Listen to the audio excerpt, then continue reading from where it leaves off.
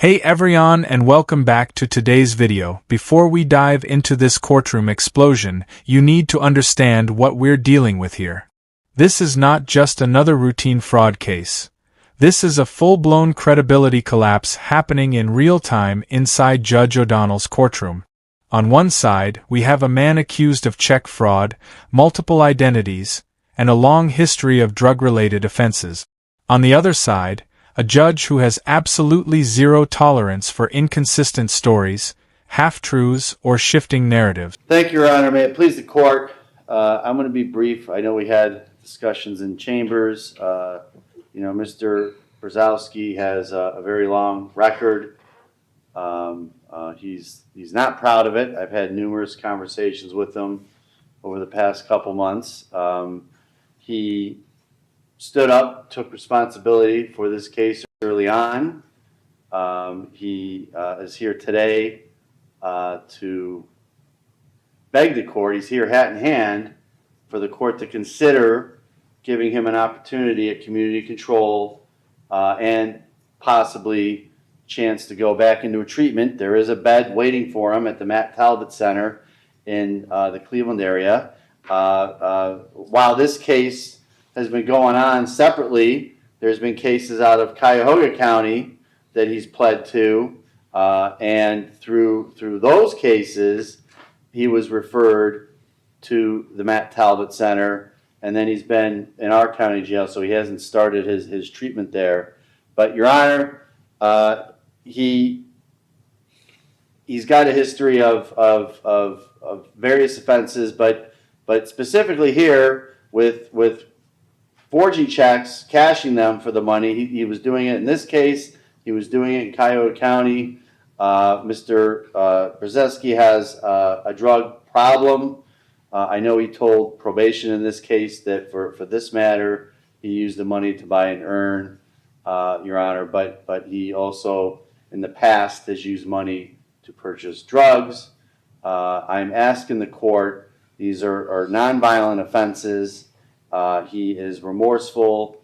Again, he's taking responsibility. I'm asking the court to please consider placing him on a community control sanction, giving him an opportunity to go to Matt Talbot and put the ball in his court, Your Honor. If he doesn't follow through, and I know his history isn't promising. I know he's had probation violations in the past, but if he doesn't follow through, then he knows that he's got up to 2 years hanging over his head here. So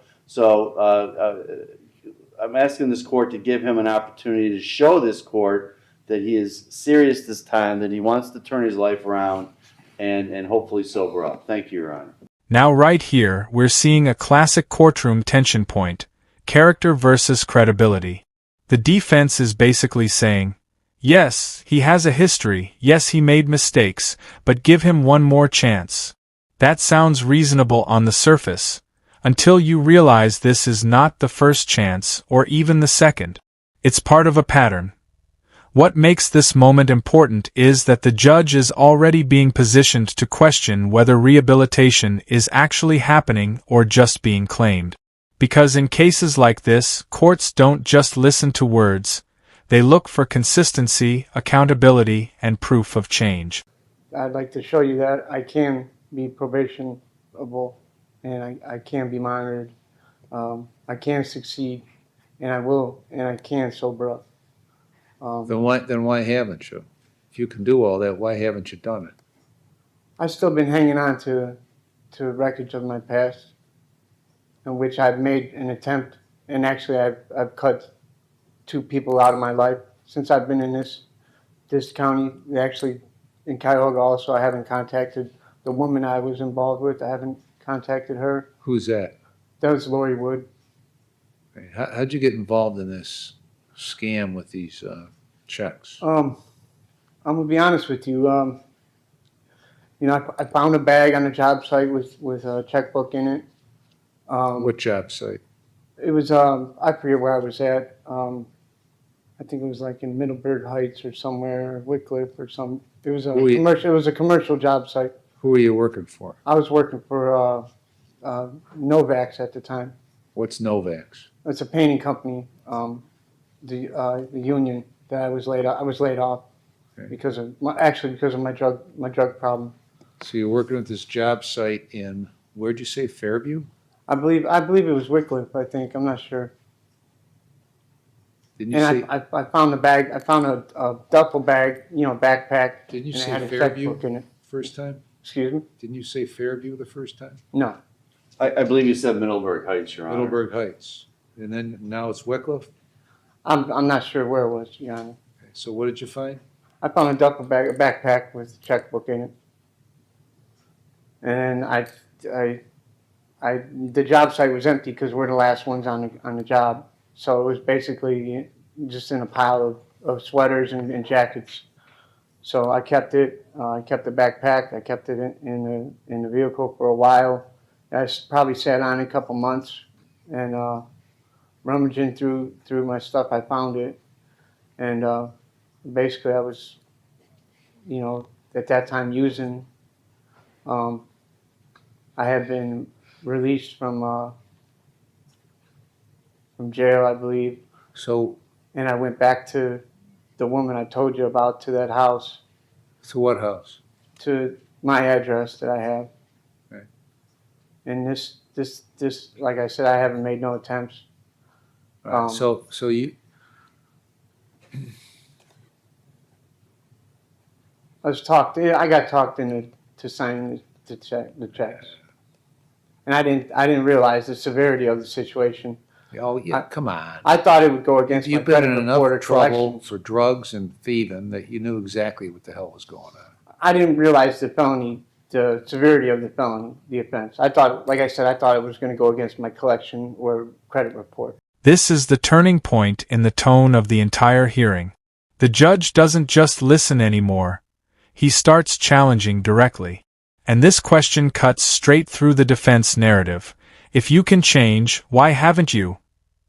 This is one of those moments where the courtroom shifts from explanation to confrontation. The defendant tries to frame his life as a mix of bad circumstances and addiction struggles, but the judge is now focusing on responsibility, not background.in legal terms. This is critical because courts often distinguish between explanation and justification. It's a blank check, right? I put my name on it, Okay. signed it to me. So you signed it, paid to the order of you, filled in $2,000, and then what'd you do? Sign the bottom of the check then? Yeah, I believe so. And This is so long ago. It's who's Dusty Mays? I have no idea. Where's Ace Cash Express? I'm not sure. It's a check cashing place, I'm sure of. Nonetheless, it was foolish, Your Honor. Who's Constance Wagner? I believe that was probably another check I wrote. Okay. Well, who's Constance Wagner? I have no idea. Why did you make out a check to Constance Wagner? I was using the money to get the drugs, Your Honor. I know. Why Constance Wagner? I'm not sure. Why did you make a check out to Dusty Mays? I'm not sure, Your Honor. Okay. Why don't you have a discussion with him, and he can decide if he wants to keep lying to me, I mean, I don't know.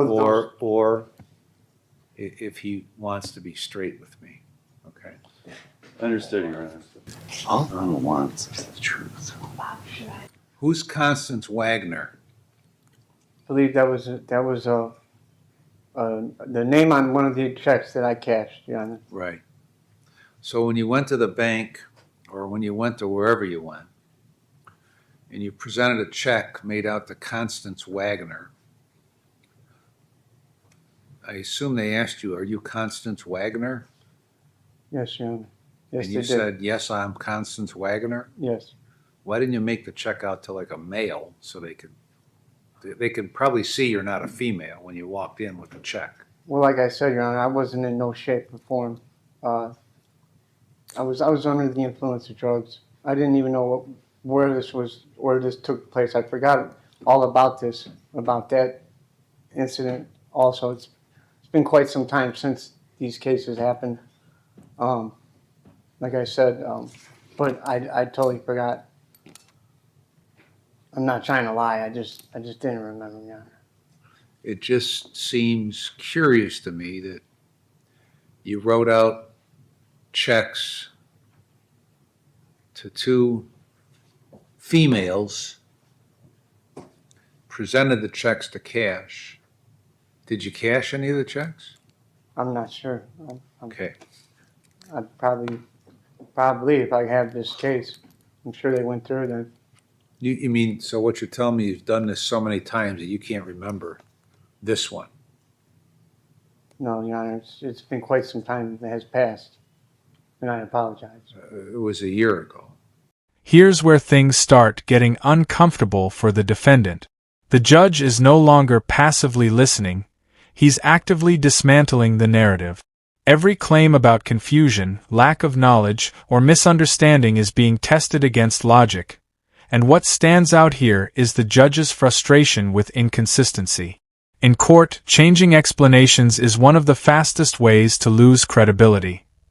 This moment is especially important because it signals that the judge is no longer evaluating intent alone. He's evaluating honesty. Have been out a bunch of checks for at least a month, up to several months, and didn't report it until the day you walked in to try to cash it on July 20th of 23. That seems unlikely to me, that they would just be missing checks and not know they're missing Well, checks. I believe that the people at the check cashing place knew that I wasn't who I was saying I was. You mean they got clued in that you weren't Dusty Mays? Sure. Imagine that. So you were doing this completely on your own. Is that right? No, Your Honor. No, then No, I mean I was being driven. I had somebody driving me. who? A friend. Who? Antonio Harris was his name. Who's Antonio Harris? He was the one that took me to the check cashing place. I know, but he didn't just pluck you out of thin air and drive you to the check cashing place. So who is Antonio Harris? He was somebody that I was in contact with that showed me where to cash the check. Okay. How How were cash you the in check. contact with him? To a drug dealer. When did you get in contact with him? Prior that month. When you found the Probably checks? a week before I cashed it. Okay. Probably a week or so before I attempted to cash it. All right, well, so what'd you tell Antonio? I'd give him money if he drove me. He told me I would be able to cash him there. So Antonio's the one that directed it to Ace Cash Express? Yeah. I didn't have a vehicle. Where is Ace Cash Express? I'm not sure. Is it in Ohio somewhere? Yes, Your Honor. Is it in Cleveland It's in somewhere? Cuyahoga, probably, or Painesville out here. I'm not sure. So first you went to 185th, right? You know, this, I don't remember the sequence, Your Honor, how it went. I really don't. All I know is I made one horrible decision after another. right. I got involved with somebody that I had no business dealing with, Who? Mr. Harris, Okay. who led me to believe that it would be simple and easy and none of this would happen where I am today. This pause in the courtroom is more powerful than it looks. When the lawyer steps in and essentially tries to reset the testimony, it shows just how unstable the narrative has become. These moments often happen when legal counsel realizes the client is losing control of their own story under questioning. The instruction is simple. Stick to the truth, don't over-explain, don't improvise. But the damage here is already being done. Once a judge begins to notice inconsistency, even a corrected answer doesn't fully repair the credibility gap. It just slows the collapse. And I cashed several checks, Your Honor. and the money I used for drugs and the money I did do something with, but I'm not making an excuse. I'm just telling you what happened. I was dealing with a woman I'd been involved with for 10 years, a drug-induced relationship, solely out of convenience, trying to stay on. These checks weren't found by you in a backpack in a building that was unoccupied. These checks were taken from the business. 3 checks were taken from the business. Care to elaborate how they were taken from the business? That I don't know. That I don't know, Your Honor. I did find the tech company checks. I did find those. The other ones were given to me, By who? Mr. Harris, with the attempt of cashing them. So now I didn't steal the checks from no company or no So now we business. go from, you found them in a backpack in a building that wasn't occupied that you were working at, kept them for a month to several months in The the tech car, company. in the car, and then decided to cash them and called Harris to find out where you could cash them. Now it's, you just found one of them and Harris gave you the other 2. Yeah. I had the tech companies, and that's how I was led into Mr. Harris, because that's what he was into. What? I had the company, the tech company, the TKR tech company. I had that checkbook. I wasn't sure on how to write checks or how to get money You had or a where to checkbook. go. You had a checkbook, is that what you said? Yes. There were 3 checks. I didn't count the checks, Your Honor. Oh, Jesus.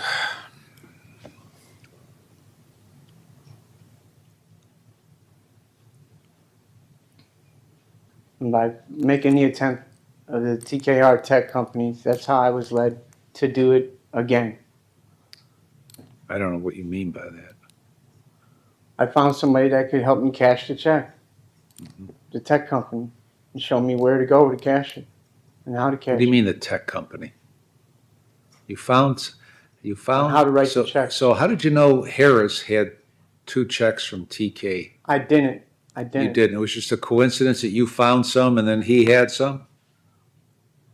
No, it was. I was given his phone number because that's By what who? by my dealer, By your dealer. How did your dealer know to give you Harris's phone number? because that's what the guy's into, I guess, Your Honor. Okay. Well, what did you discuss with your drug dealer? I asked him. I said I tried to write checks. I said I have a checkbook. I don't know how to get those money out of this company. Where could I cash the check? He told me go to a check cashing spot, or I didn't have a vehicle. And I said, well, who would, you know what I mean?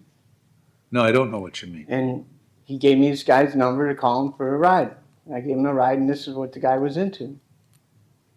And Harris since just I was so willing to and cash, Harris just happened to have 2 of these checks himself from TKR. no, You, those well, were you in my just told me possession. a couple Those minutes were in ago. my possession. The TKRs were in my possession. The other You- checks you- that you're talking about, I don't know where they came from. All I know is I attempted to cash them. What do you mean, what other checks you didn't know where they came from? What checks? Well, if there's a Constance and Well, you said, the you hard- told me you wrote them out. You wrote it out to Constance Wagner, right? Isn't that what you told me before I left a little while ago? Didn't you tell me you wrote it out to Constance Wagner and then presented that to try to cash it and they wouldn't cash it? yeah, that is what happened. This is one of the most aggressive verbal pivots in the entire hearing. The judge essentially rejects the evolving explanations and forces a moral framing. What exactly did you do, and why should I believe anything you're saying? At this point, the tone shifts from legal questioning to direct accountability pressure.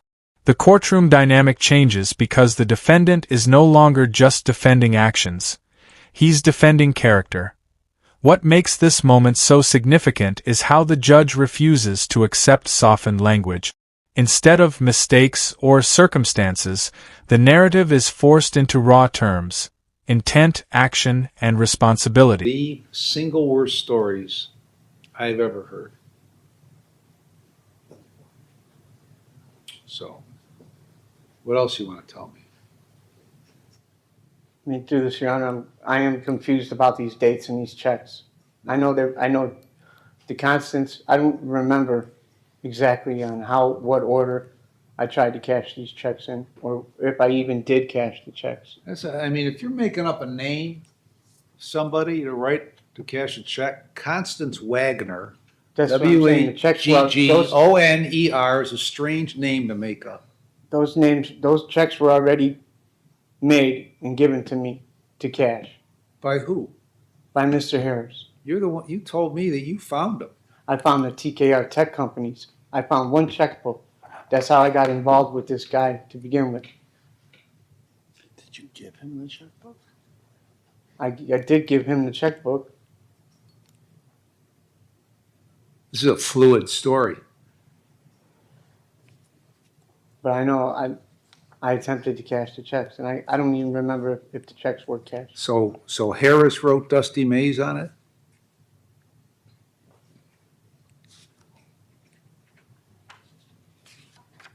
I don't even remember writing that, Your Honor. No. I asked you, did Harris write Dusty Mays? You said Harris filled them out. Yes, he had to. He wrote Dusty Mays Yes, on it? yes, He I wrote didn't. Constance Wagner on it? Yes. I mean, were you dressed up like in a wig or No, something that you no. appeared to be a female? No, I was given a fake ID, A paperwork. fake ID of females? No, it was just my face on it. Your face on an ID that had Constance Wagner's name. Yes, the Dusty Mays on. I don't remember. I do. I remember her. My guess is you were involved with some females to try to get these checks cashed, and it didn't work. That somebody took them from TKR, not found in a backpack, in a building in Middleburg Heights or Wickliffe,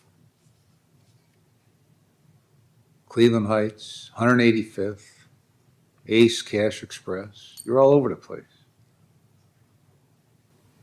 I'm just asking, Your Honor, please give me a chance. Chance of what? Chance of proving myself to you and into the court. I apologize for this. Like I said, it was one bad decision after another. I can't even remember. I don't know how I even got involved with these people. I'm not putting nobody else here for. I'm the only one sitting here facing this, and they're all doing whatever they're doing. And through my ignorance and foolish belief that it wasn't as big of a deal as it was, is got me here.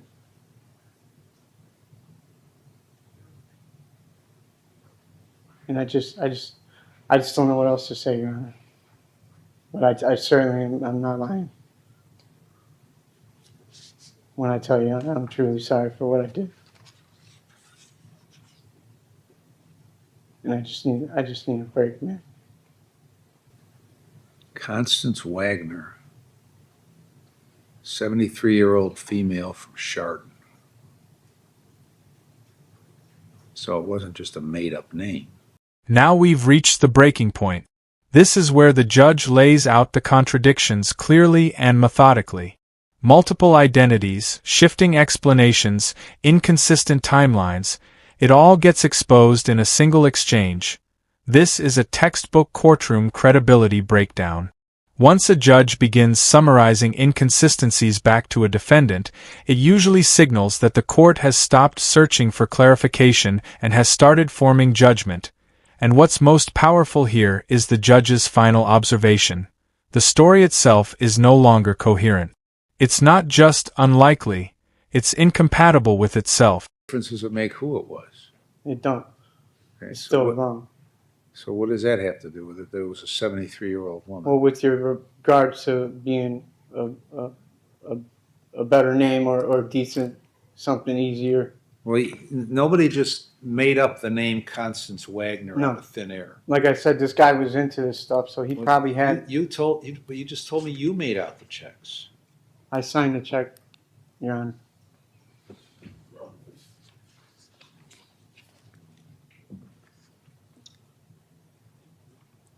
Anything else you want to say? Please, Your Honor. I just apologize. I just want to apologize, man. I'm not trying to lie to you. It's just the way everything's coming out. It's just I don't understand it no more. I don't understand what I did first, what I did last, how it was written, if one was cashed or if it wasn't. All I know is I'm in a lot of trouble, and I don't want to go to jail, man. Yeah, you've been in a lot of trouble doing all similar stuff for a long time, right? Yeah. Ms. Gold? Thank you, Your Honor. The state is asking for a prison sentence. The state does not believe that the defendant is amenable to community control sanctions. He has gone to prison in the past, and on his multiple cases that he has been on community control for, he has had community control violations, including as recently as September of this year for a case that is almost identical to this case, where in January the defendant was convicted of identity fraud and forgery in Cuyahoga County and missed repeated probation appointments. Based on the conduct and the continued conduct in this case and in his other cases, the state believes that prison is the appropriate sentence here. Thank you. All right, I've reviewed the pre-sentence report and the drug and alcohol evaluation. I've listened to Mr. Brzezowski, listened to counsel. And clearly not one thing you've said has been true. And you're very experienced at this. And you've been to prison a number of times. So what you attribute as a failed memory because you were high doesn't work. Your Honor, Please, Your Honor. You're a lousy probationer. You don't do what you're supposed to do because you don't want to do what you're supposed to do. You're doing the same thing in Cuyahoga County.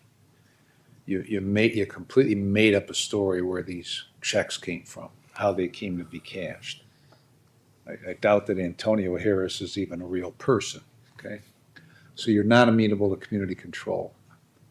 Count one, I'm going to sentence you to 12 months in prison. Count four, 12 months in prison. They'll be concurrent to one another with credit for 48 days and the costs. When you get out, you might be on post-release control for up to 2 years under the parole authority with conditions. If you violate the conditions, they could send you back to prison for up to 9 months for each violation, up to 1/2 of my sentence. If your violation's a new felony, you could get an additional consecutive prison sentence for the violation of 12 months or the time left under post-release control, whichever is more. Remaining counts are dismissed. Anything else, Ms. Gold? No, Your Honor. Mr. Watson? No, Your Honor. So you got, What was I supposed to say, man? I mean, this is over 2 years ago. I understand. I mean, I don't know which check was wrote first, which check was last. And now I'm going to prison? You got 12 months, he ran them concurrent, and you got 48 days credit, so it's basically a month and a half, so you got about 10 and a half to go.